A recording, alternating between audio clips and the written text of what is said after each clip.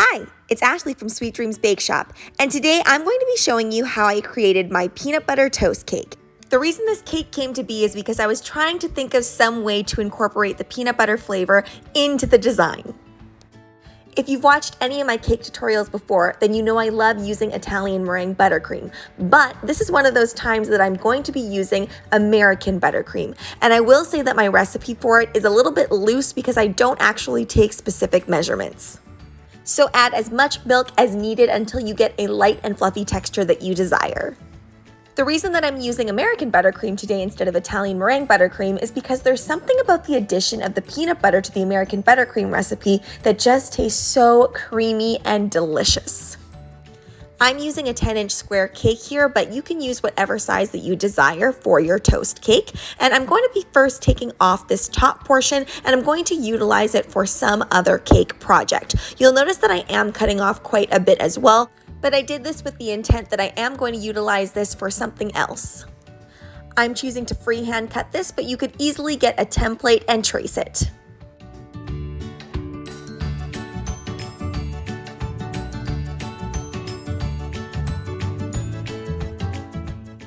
This is going to be a fairly thick slice of toast, so I am going to cut it down the center here so that we can fill it with peanut butter buttercream. The buttercream is the star of this cake, so I am going to be generously filling this. The key to crumb coating anything that is a carved cake is that you really want to make sure that you get into every single little crevice. You want to make sure that you don't lose the detailing, and that can sometimes happen if your buttercream is too thick on certain areas. So you want to make sure that you maintain its shape. You could just leave it at one crumb coat, but if you do want to do multiple coats, or if you want to turn this into an all buttercream cake rather than using fondant, then you do want to make sure that you refrigerate in between. Now, because this is an American buttercream and it is not an Italian buttercream, it needs less time in the fridge, so only about 15 minutes until it starts crusting over. I always find when I want to use my airbrush machine, I very rarely actually color my fondant. So today I'm just going to be using white fondant. I'm going to roll it out nice and thin and cover my cake.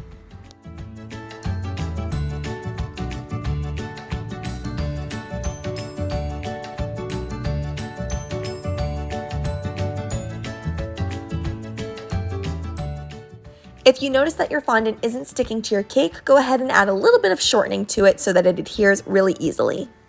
Just like with the buttercream crumb coat, you do want to make sure that your fondant isn't too thick because you want to make sure that you maintain all of that definition. So make sure it's fairly thinned out, and you do want to make sure as well that you're getting into every single crevice. You'll notice that I do this a few times, going around the cake over and over to ensure that everything is sealed around each and every edge. One mistake that I used to make in the beginning with cakes was that I wouldn't cut off the excess fast enough. And what ends up happening if you do that is it can sometimes drag it down, and then you're going to get ripped fondant. So I do make sure to cut it off fairly quickly, and then I'm going back in with an X-Acto knife to make sure that everything is super, super clean.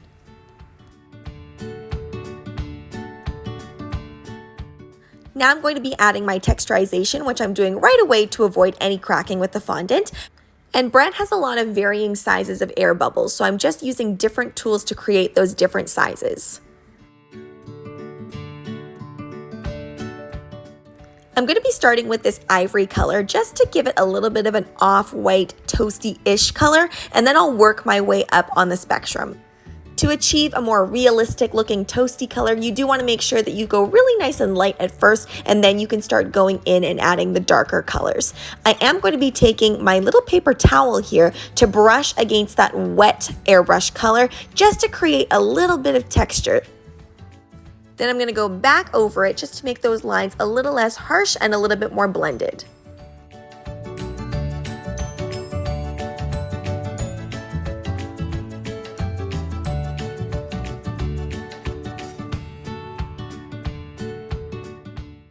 The cake is already pretty much devoid of any cornstarch, but I just always like to give it a little bit of an extra steam because it really adds a nice saturation for the color. The steam also allows me to clean up the board really easily. I'm choosing to use real peanut butter, but you could easily do this with a piece of fondant as well.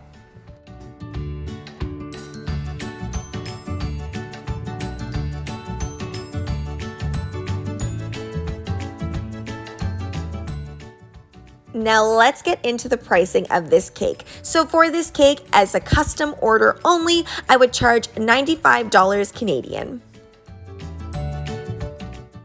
Thanks so much for watching, guys. Don't forget to like, share, and subscribe so you can be part of the Sweetie fam. Right now, I'm uploading daily, so make sure you hit that notification bell so you know when I upload. Also, be sure to comment, request, or ask a question. I love hearing from you guys. Bye!